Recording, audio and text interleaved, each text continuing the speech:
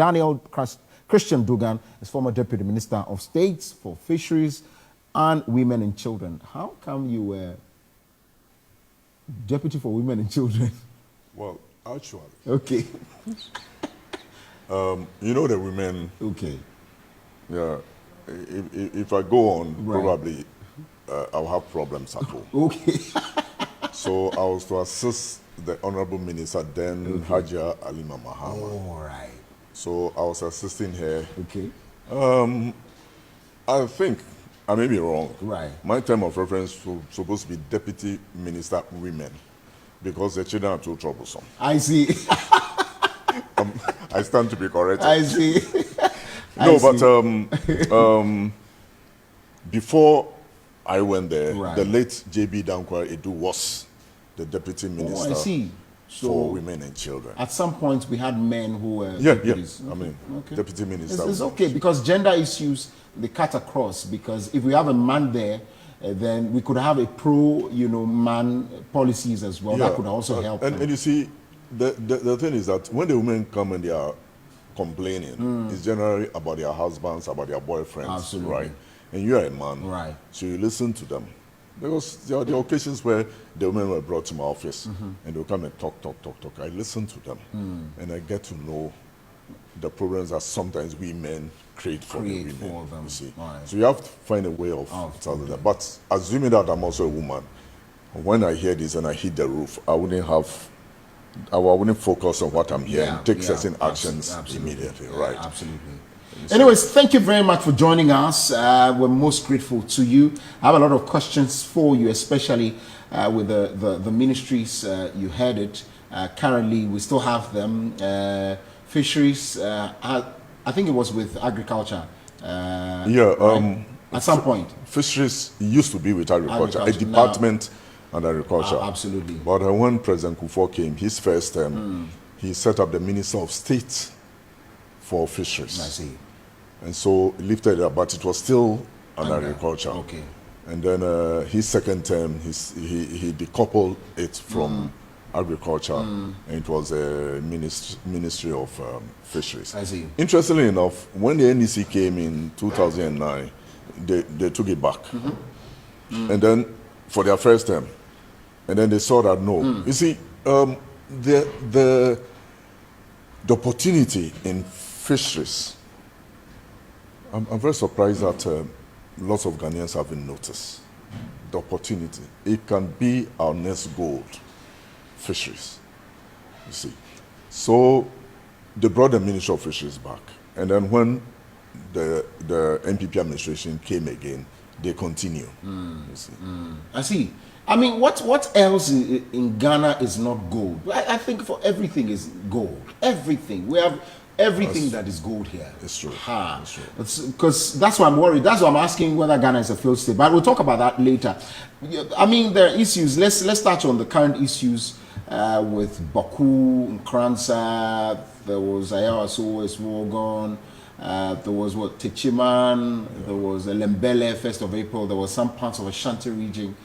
This time, all of them connected to the phenomenon of police brutalities, and the fact for me, recommendations from either commissions or committees, and the closures that are not brought to some of these cases. How do you see this current administration, especially of policing? Okay, maybe can I start with Boko? Please then do. we go to Nkranza. Please do. I heard you saying something very, very important, that Boku's conflict is perennial. It is. And it looks as if we have thrown our hands in the air and saying that there's no way we could resolve it. I was lucky enough during the Kufuor's administration, the People's Assembly. I was asked to go to the Upper East region to go and have this People's Assembly. During, I think it was a week-long program, during that time, the Peace Council came and they went to Boko. And we were told, the regional minister said, okay, let's go and listen. And it was good that I went. You see, the interesting thing about Boko is that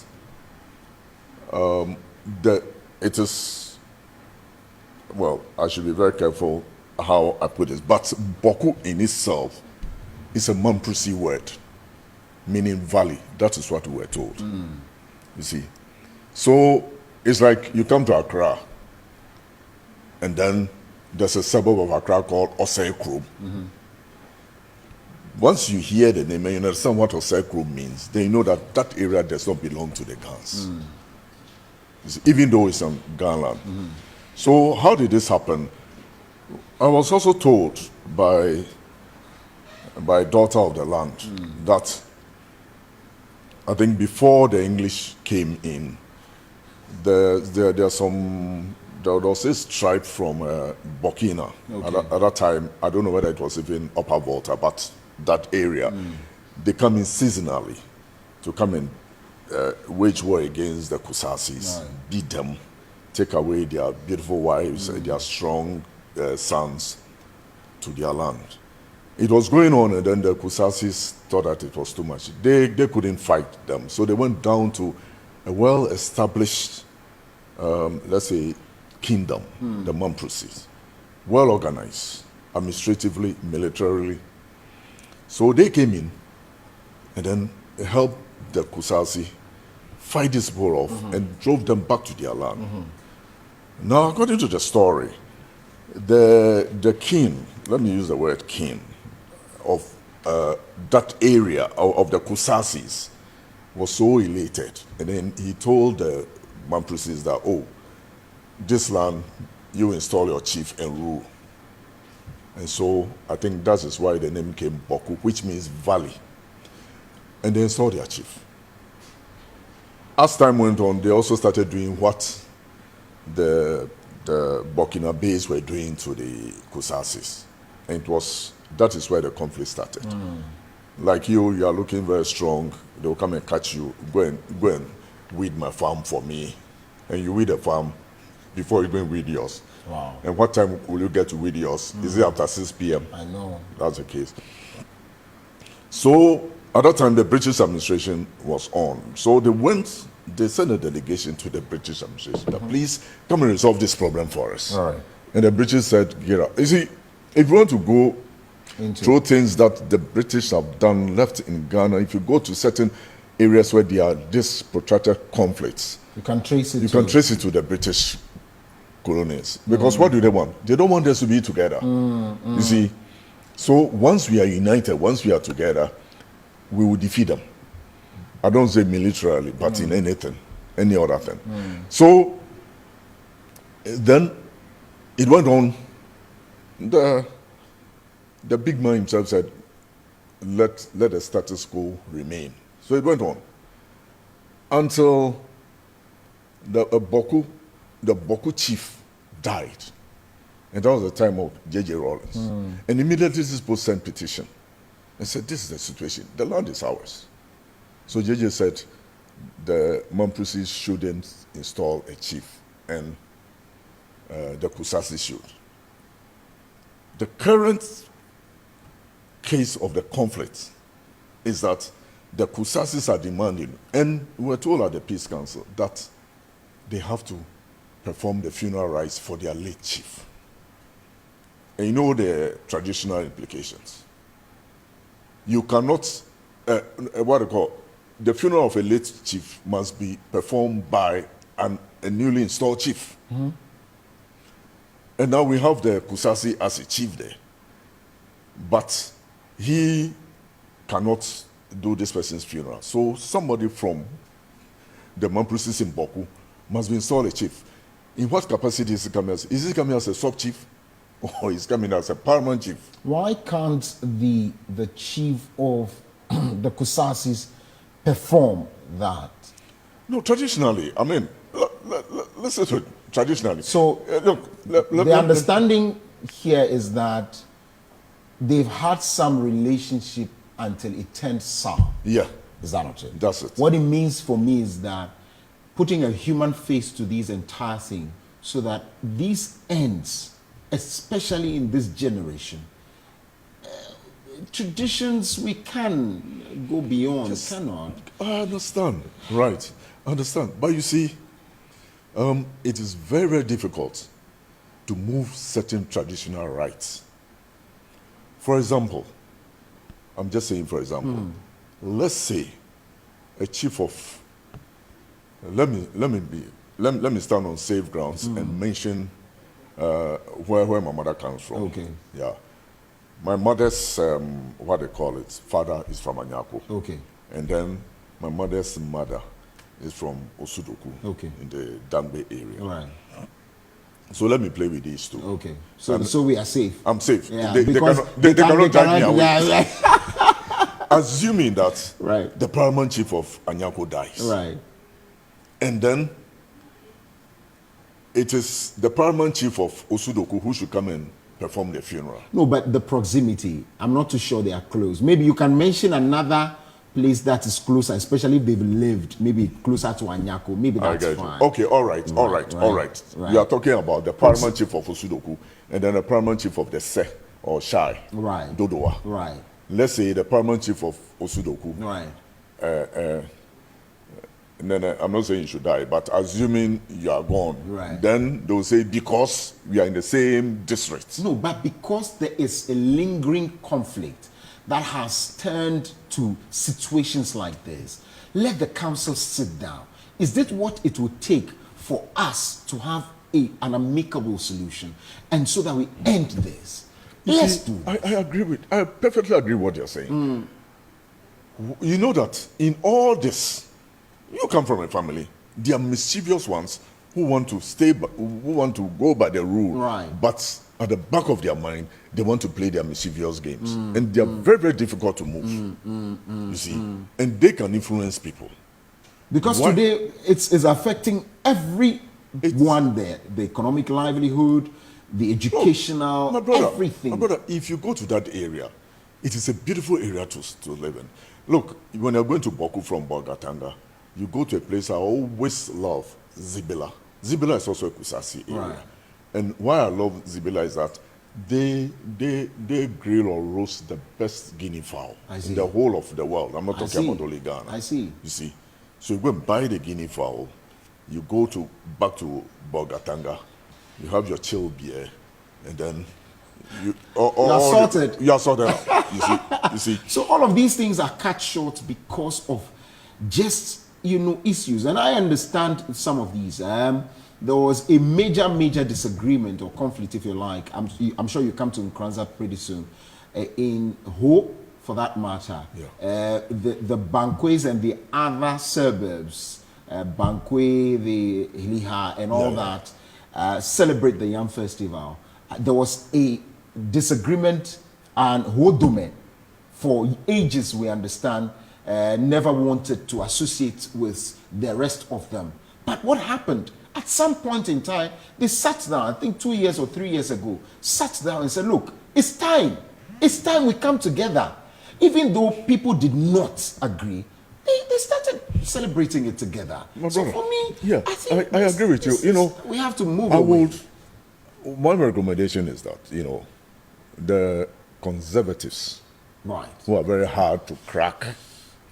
Look, let us have a conclave type of system when they are going to what they call elect the Pope. All the cardinals are in a room. They lock them up. They will not get out until they let it. I know. So- I know. So you have a conclave system. You put them in one place, lock them up.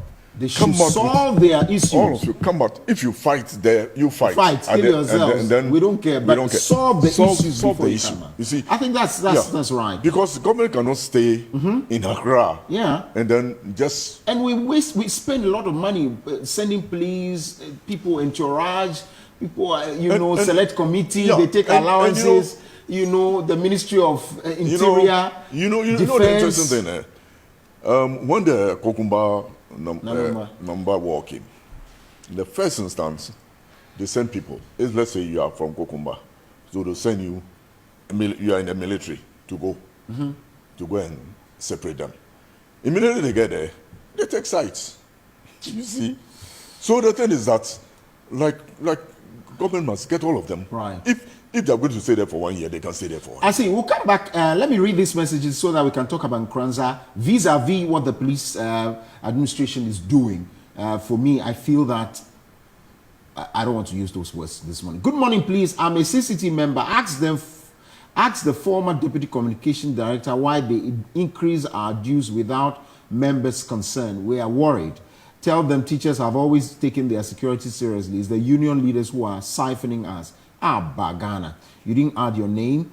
Please do add your name to that. Good morning. Please ask your panelists, did the government not spend millions to plant trees last year? So if they want to green Ghana, why not leave an already flourishing forest alone? How many decades would it take for us to replace this forest? Please, I beg, hands off our forest. Well, there are issues there that you need to understand that lands in Ghana, again, I'm supposed to be educated on this. If it belongs to a private owner, where did we even start where families started owning land? I think we need that education so that you come from that history where you understand that a family owns a particular land, but the government is interested in that land. There must be compensations. Either they pay them off or they give them portions of the land and take the rest for whatever purposes there are. And these things started way back in the 1920s, I understand. Yeah. And so portions have been given. There's been that back and forth from President Kufuor's time as to what exactly the portion should be. So the back and forth is what we are on until now. About some 361 acres of that land is being released now to the old family who are the original owners of that particular land. So you have to understand these things. The government cannot just go in and drag the lands from the people. These are land administrations, of course. Probably one of these days will bring someone who understands this issue so we can talk about this. The current hardship is unprecedented. The government is the most incompetent government ever. Mahama have become messiah because of how corrupt and insensitive this government is. Ghana has never been like this. Akufo-Addo and Bawumia must be ashamed of themselves for mismanaging. For the free SHS, let every qualified student pay good. This is the message I was looking for. For the free SHS, let every qualified student pay 100 Ghana cedis as admission fee at the bank into the GET fund and use that as entrance receipt at the school. Every other term or semester, they pay another 50 Ghana cedis as registration fee. Calculate the figure by the number of students, around 300,000 students. That will give you about 60 million Ghana cedis in the fund every year. That can be used as collateral or guarantee for food. We have always lacked innovative leadership in this country, apart from the late Nkrumah. Thank you, Titi from Ashana. I think, so I was looking for this message to read the other day. I think this should be the solution because I'm sure every parent in this country can afford 100 cedis. Even that, if they say 100 cedis, so that we don't get to deal with the shortages of food and all this. I think we can do this, can't we? Before you go to Nkoranza. I think it's possible, right? Yeah, I think so. We shouldn't be toying with education. And for me, I strongly believe in free education at the basic level. Okay. I believe in it because I traveled to countries where I saw these things working. But their tax system is so perfect that everything is going on smoothly. Right. Yeah, we must wake up and then look at best practices abroad and start adopting them. Because you meet somebody, you are talking to the person, you could find, you just from what that person is saying, see that this person has got a certain high IQ. However, oh, what is your academic qualification? Oh, I just dropped out of junior high school. And what have you done in your life? Oh, I'm a bookman, I'm a this, I'm a that, you see. So it's based on the educational system. It's based on the educational system, chance, you see. And now, if as many of our youth are fully educated, at least the basic education, their quality will rise. And when they go and seek employment, they are at that lower management, they are starting from that lower management level. And they'll be paid more. They'll also pay more tax, you see. But now, here's a system that we have. 70% of those who must pay tax are not paying because of taxation system. And the little tax that we have, you are pushing into this. I will not give excuses for the school feeding matter. And I totally agree with you that with the message, with the message that you see. If some money is, what do you call it, paid, I mean, your child is going to school. There are a lot of things that they buy before they go to school. Unfortunately, when it gets to the time that students are going to school, then the traders also increase the cost of the prices of the material, the shoes, the whatever that they will need to buy, which is rather unfortunate anyway. But then you know that you're not paying tuition. That's a free aspect. You see, you only pay for the clothes and everything. So just the 100 cedis. 100 cedis, so that we can save the food aspect where we are not getting either enough and we cannot pay and all that. 100 cedis. You see, how can even if parents in the rural areas can, I'm sure there are MPs and they can pay 100 cedis for everyone. Oh, of course. And the MPs, they want votes, they can just go and pay the 100 cedis and then, you know. You see, because to steady on empty stomach, the brain will shut down. Yeah. I know there were a lot of my friends who were not missing the dining hall because there was good food. There was good food. For some of us, we're very stubborn, and so that was a place they were looking for us. So we would rather not go. So we never went to the dining hall because we were stubborn boys. But let's go to Nkranza so that we can quickly, because we have some few minutes to wrap up though. We can do road, because I can see. So I have a major question on road for you. Nkranza, the police. I'm not too sure they've handled this situation well. No, we cannot look at Nkranza in isolation when they are talking about the police. Okay. You see, it's a general factor everywhere. Now, you say Albert Donko was an armed robber. God. Was he shot in a shootout? So that it clearly means it's an armed robber. Because even if he was identified as an armed robber and he was identified in a shootout and he's able to run away and you are going to catch him, you don't shoot him on sight. You make sure that he's disarmed and then you pick him. It's important for you to pick an armed robbery suspect so that through interrogation you get to know the operations are, the cartel, the mafia. Absolutely. You see, so don't shoot him on sight. So it was wrong for the police to have shot him. And now where is the body? It's just another issue. You see, the question again is why was the IGP not briefed early enough? You know, this IGP I admire him very, very well. And I hope all the other officers under him will start working the way he works.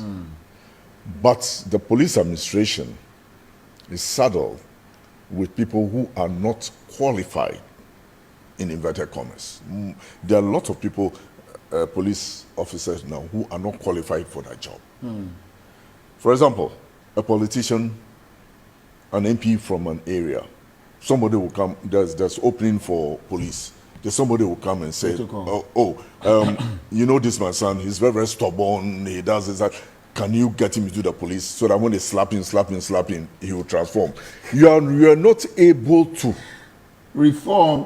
No, you're not able to train your child for let's say 20 years. And you think that 6 months 6 months training will make him right. I like the part when you said you slap him. Oh yeah. You wake and reset. You see, so people get into the police, and they are on protocol list. And the protocol list seems to be untouchable. And I would say that protocol list shouldn't be scrapped. However, when somebody is put on a protocol list, once the name goes on board, he should be treated equally. For me, the protocol list rather should be, you see, these young men, I have seen a lot of them who are walking around, and we have people rather who are DBs, when we say that are bees, who are rather in the armies so these young men were part of cadet in school. I've seen a lot of them. When they complete, they go back to even train the other cadet members under the supervision of some military people, or based on what you have in your school, whether it's a police man that comes to train you, and that they are supervision. These are the people that must benefit from the protocol. Because clearly there is even a training ground already from the senior high school. So if we cannot use our common sense to say that a man has gone out of a cadet school in secondary school, has come back after the completing to even train the other people under the supervision. These are the people that must benefit from protocol, not me. Yeah, but you see, I agree very Clearly much with not that. But you see, the fact is that, you know, let us not lose sight of the fact that you're an opinion leader in the community. Right. You're an MP. Right. You're a minister. You're not an MP, but a Right. minister who hails from the community. Right. Now, everybody will look up to you, Absolutely. you see. Now, all you have to do, and if you are helped by the administration, is that, okay, you take the name, but you tell them that, listen, I'm taking your name. It's pray that you are qualified for it. I cannot influence. You let them understand, you see. Now, people have gone into the police. Now, let's start from this Fourth Republic. Right. You know, We're about to take a break, so let's quickly wrap up on that. okay. You know that in the PNDC Right, era, right. there was this Panthers, and there were the commandos. Oh, I see. Commandos were for the military, Panthers were for the police. The police. They were people who were just picked at the roadside and then trained, taken to Bulgaria and wherever, trained, and then they had this, the police commando unit was a Panthers. I see.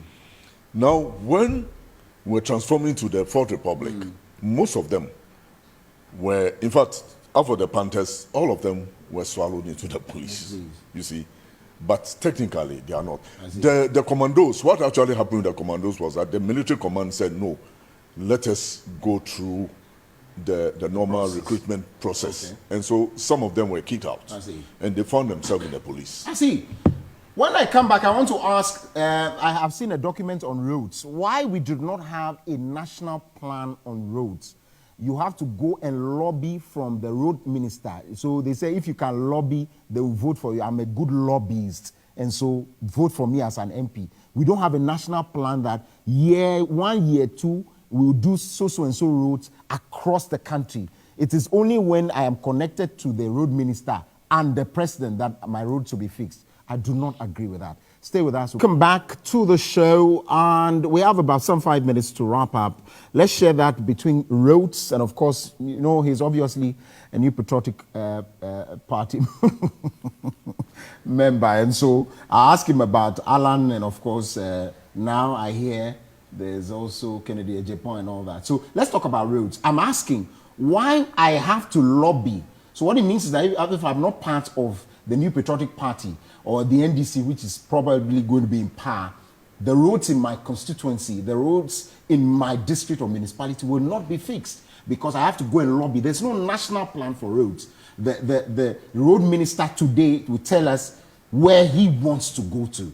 That does not speak of a country that has matured in democracy. Yeah, thank you very much. As you are aware, for the onset of this republic, you will hear budgets being read year in, year out. This road is going to be constructed. Right. Then it will come. So that one becomes matters arising all the time.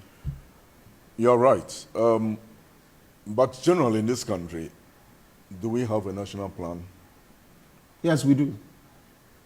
The national, has it been made into a law that any government that will come should take a look at it? No, obviously not.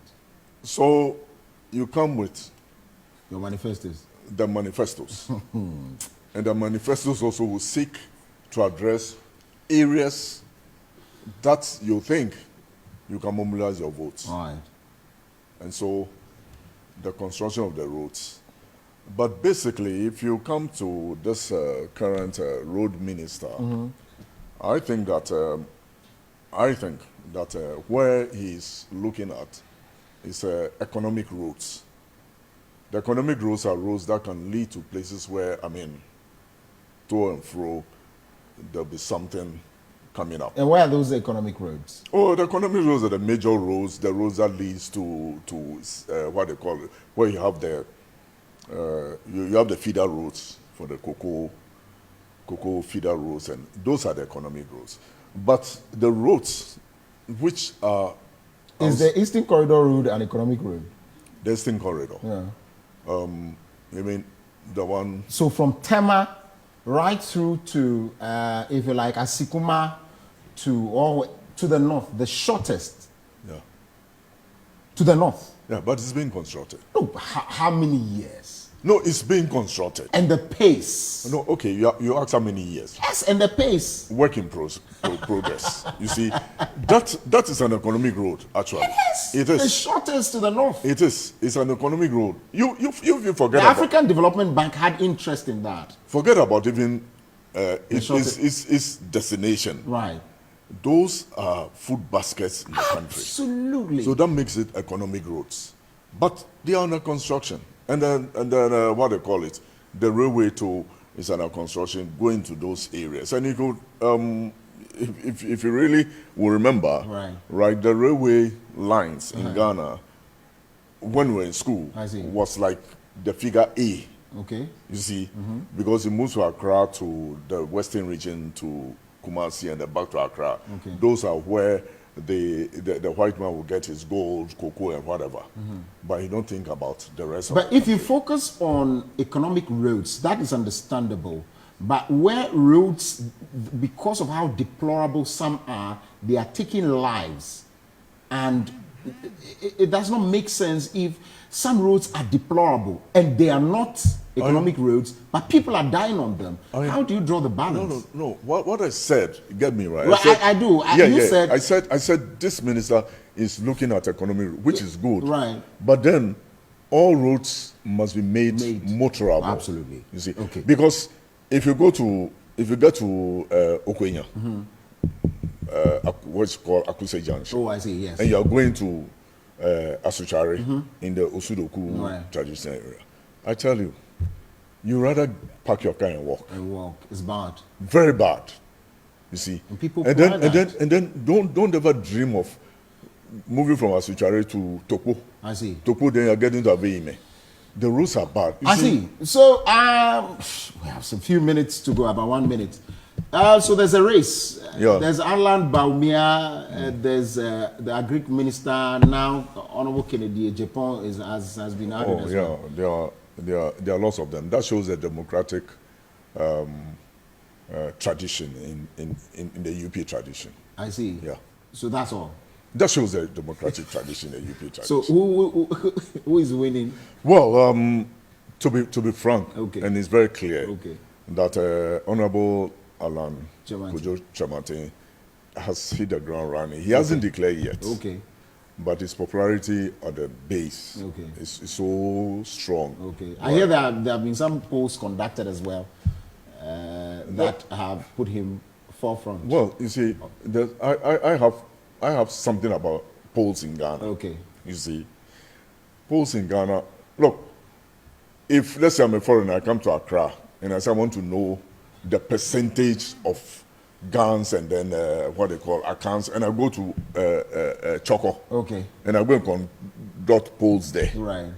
and then 100 people, 80 of them are from Choco. Then I'll conclude that 80% are. So you don't want to organic. focus on the polls. Let's No. focus on who wins. Listen to the elections. ground. Okay. You see, when you listen to the ground, Right.